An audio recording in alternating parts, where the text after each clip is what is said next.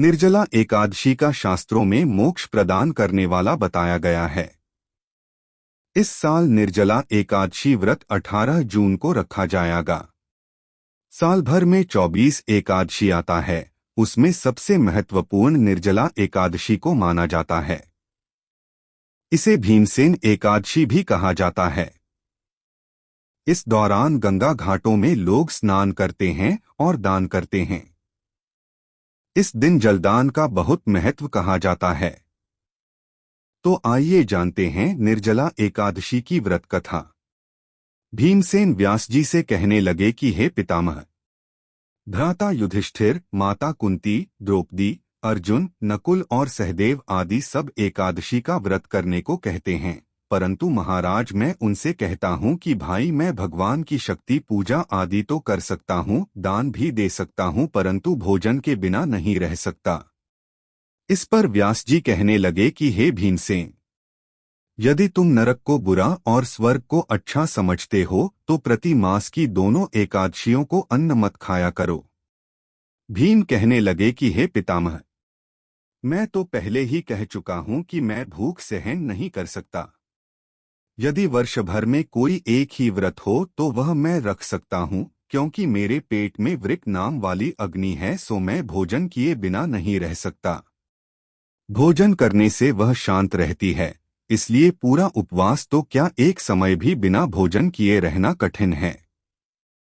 आप मुझे कोई ऐसा व्रत बताइए जो वर्ष में केवल एक बार ही करना पड़े और मुझे स्वर्ग की प्राप्ति हो जाए।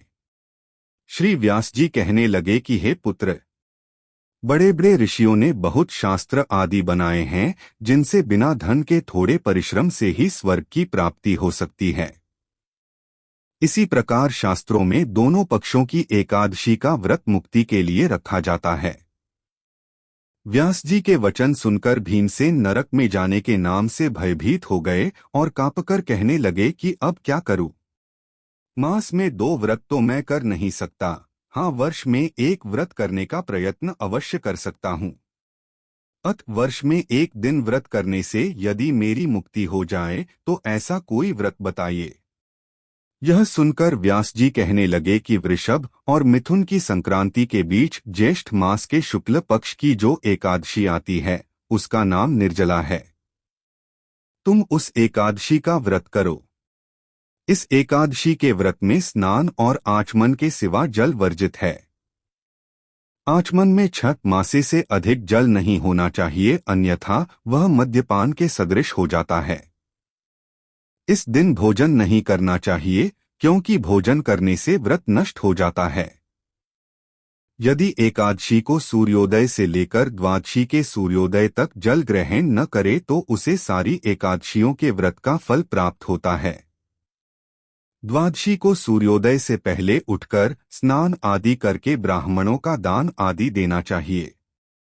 इसके पश्चात भूखे और सत्पात्र ब्राह्मण को भोजन कराकर फिर आप भोजन कर लेना चाहिए। इसका फल पूरे 1 वर्ष की संपूर्ण एकादशियों के बराबर होता है। व्यास जी कहने लगे कि हे भीमसेन, यह मुझको स्वयं भगवान ने बताया है। इस एकादशी का पुण्य समस्त तीर्थों और दानों से अधिक है। केवल एक दिन मनुष्य निर्जल रहने से पापों से मुक्त हो जाता है।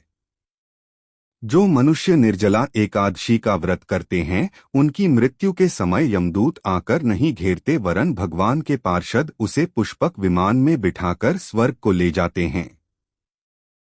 संसार में सबसे श्रेष्ठ निर्जला एकादशी का व्रत है, इसलिए यत्न के साथ इस व्रत को करना चाहिए। उस दिन नमो भगवते वासुदेवाय मंत्र का उच्चारण करना चाहिए और गोदान करना चाहिए। इस प्रकार व्यास जी की आज्ञानुसार भीमसेन ने इस व्रत को किया। इसलिए इस एकादशी को भीमसेनी या पांडव एकादशी भी कहते हैं। निर्जला व्रत करने से पूर्व भगवान से प्रार्थना करें कि हे भगवान, आज मैं निर्जला व्रत करता हूँ, दूसरे दिन भोजन करूंगा।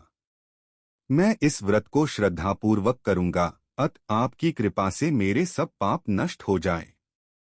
इस दिन जल से भरा हुआ एक घड़ा वस्त्र से ढककर स्वर्ण सहित दान करना चाहिए। जो मनुष्य इस व्रत को करते हैं उनको करोड़ पल सोने के दान का फल मिलता है, और जो इस दिन यज्ञादिक करते हैं उनका फल तो वर्णन ही नहीं किया जा सकता।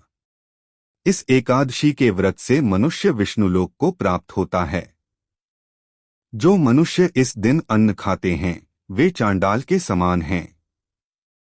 वे अंत में नरक में जाते हैं।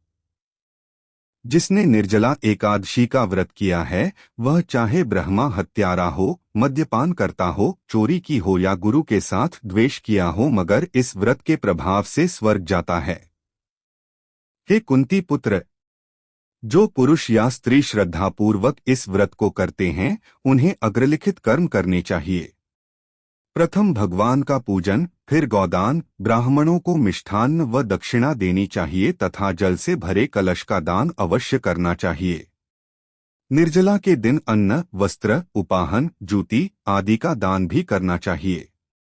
जो मनुष्य भक्तिपूर्वक इस कथा को पढ़ते या सुनते हैं उन्हें निश्चय ही स्वर्ग की प्राप्ति होती है।